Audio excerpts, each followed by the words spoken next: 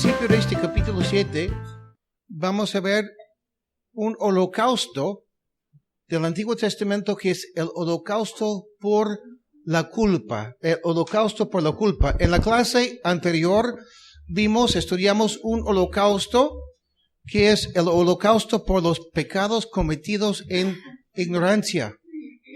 En capítulo 6, la última parte, no menciona ningún pecado específico porque se trata de que nosotros como personas a veces pecamos y sin darnos cuenta. A veces pecamos como personas, a veces pecamos como pueblo también. A veces todo el pueblo puede estar en pecado y ni nos damos cuenta. Y cuando nos damos cuenta, qué bueno que hay solución. Vimos la semana pasada un poco de ese tema.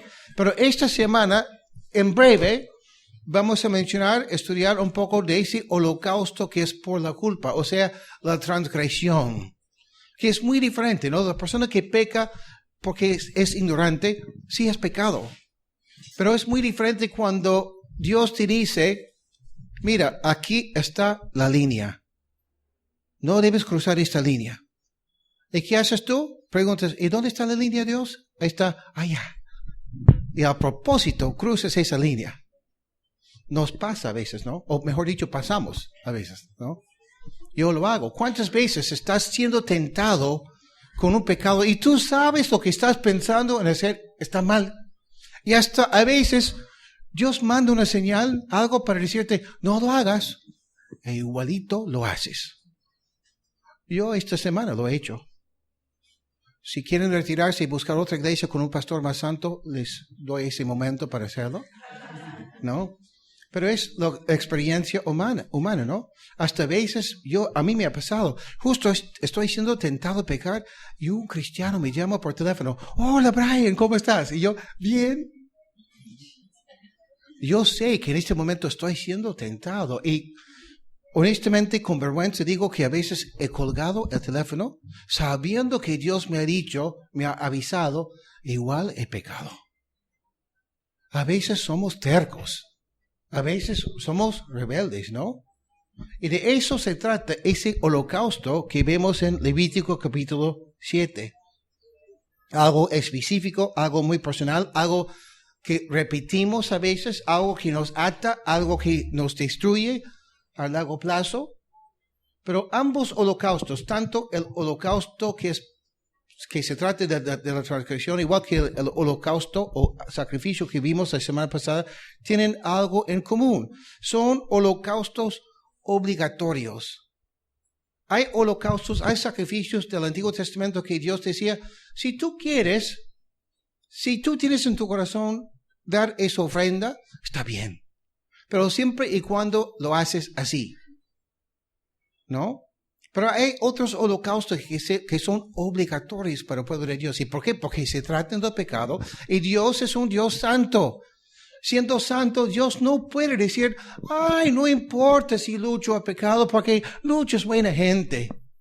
En el momento que Lucho quiere ingresar al cielo o quiere algo así, Dios te va a decir, bueno, Lucho, normalmente no podría yo dejarte entrar, pero en que eres tan buena gente, paso nomás. No es así, porque Dios es un Dios santo. Además, conocemos a Lucho y no es tan buena gente, ¿no? No, pero obligatorio es ese holocausto que se trata de la transgresión. Alguien tiene que pagar por lo que la persona hace. Entonces, eso es bueno porque aquí en esos pasajes estamos viendo qué hacer con ese pecado que cometemos. ¿Qué hacer con el pecado que nos ata, que nos destruye, que nos separa, nos aísla de Dios? En capítulo 7, versículo 1, dice, esta es la ley del sacrificio por la culpa. Se trata de una ofrenda muy santa. ¿Se han dado cuenta que al estudiar el libro de Levítico hemos visto quizás dos temas principales en los últimos meses? Un tema principal que hemos visto es sí, el pecado. Pero otro tema principal que vemos en el libro de Levítico es ese tema de la santidad. Que Dios es un Dios santo. Lo hemos visto en el capítulo 6 también. Capítulo 6, versículo 17 dice, de mis ofrendas encendidas, yo les he dado a ellos esta como su porción. No se cocinará con levadura, pues se trata de una ofrenda santísima, santísima, como lo son el sacrificio por el pecado y el sacrificio por la culpa, justo lo que estamos estudiando. En el capítulo 6, versículo 25, también dice, habla con Aarón y sus hijos y diles que esta es la ley del sacrificio expiatorio.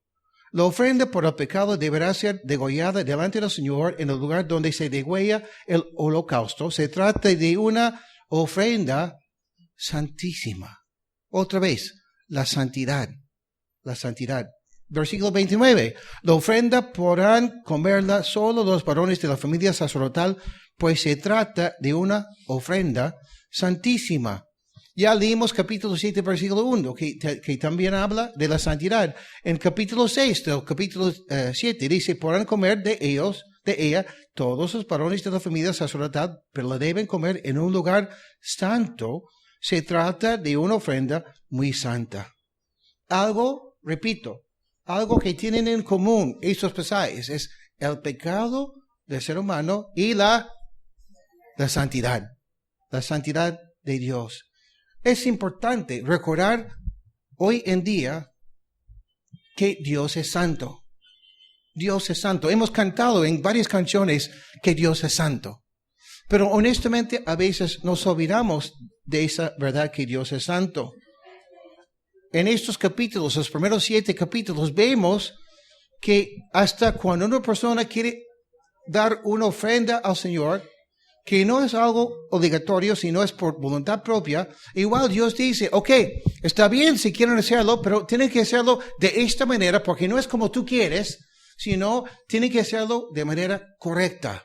Qué diferente que hoy en día, cuando la gente, cuando habla muchas veces de Dios, dice, bueno, yo amo a Dios, creo en Dios, pero a mi manera. No es tan importante si es a tu manera o no, sino si es a la manera que Dios envía, a que Dios manda. ¿No? Además, vemos que muchas personas hoy en día ni hablan de la santidad de Dios.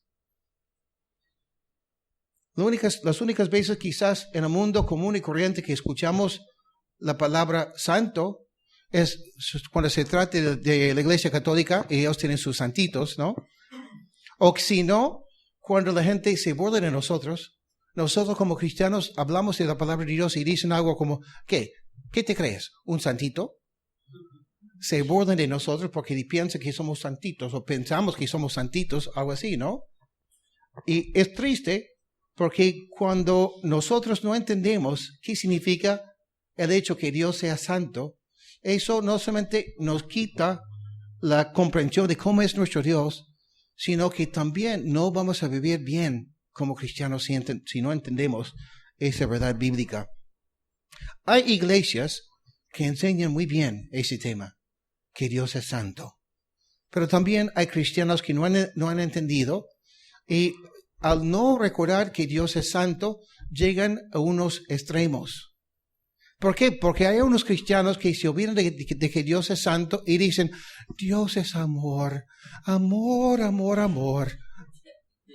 Y Dios prácticamente llega a ser su almohada, ¿no? Ahí está mi Diosito, porque Dios es amor. Hay otros que piensan que Dios es justicia, que Dios es justo, y paran todo el tiempo diciendo, Dios es justo, Dios juzga, Dios es... ¡Ah! Y te matan prácticamente con su concepto de Dios.